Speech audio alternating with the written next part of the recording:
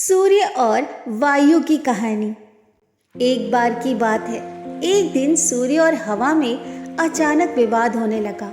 दोनों इस बात पर बहस करने लगे कि उन दोनों में सबसे अधिक शक्तिशाली कौन है। वायु बड़ी ही घमंडी और जिद्दी स्वभाव की थी। उसे अपनी शक्ति पर बड़ा गुरूर था।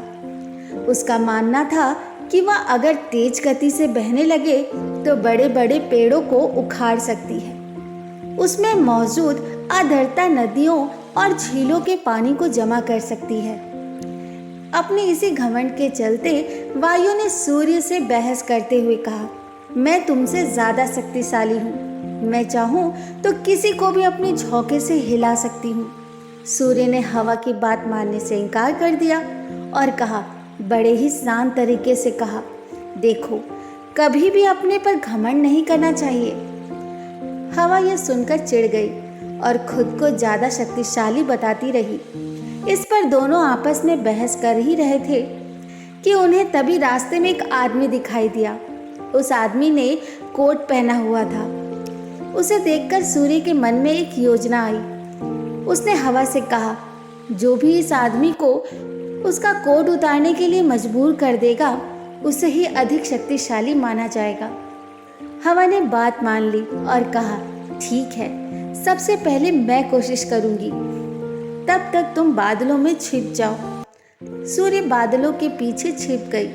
फिर हवा बहने लगी और धीमे धीमे बहने लगी, लेकिन उस आदमी ने अपना कोट नहीं उतारा।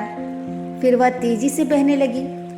हवा तेज होने की वजह से उस आदमी को ठंड लगने लगी और उसने अपने कोट से शरीर को अच्छे से लपेट लिया। बहुत देर तक ठंडी और तेज हवा बहती रही, लेकिन उस आदमी ने अपना कोट नहीं उतारा।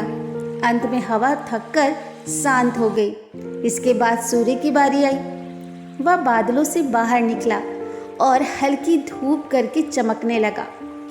हल्की धूप होते ही उस व्यक्ति को ठंड के तापमान से थोड़ी राहत मिली, तो उसने अपना कोट ढीला कर लिया।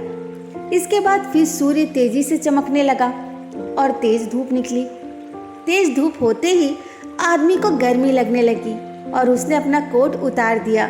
जब हवा ने ये देखा तो वह खुद पर शर्मिंदा होने लगी और उसने सूर्य के सामने अपनी हार मान ली। इस तरह घमंडी वायु का अहंकार भी टूट गया। खुद की योग्यता एक ताकत पर कभी भी घमंड नहीं करनी चाहिए, क्योंकि घमंड करने वालों की कभी जीत नहीं होती।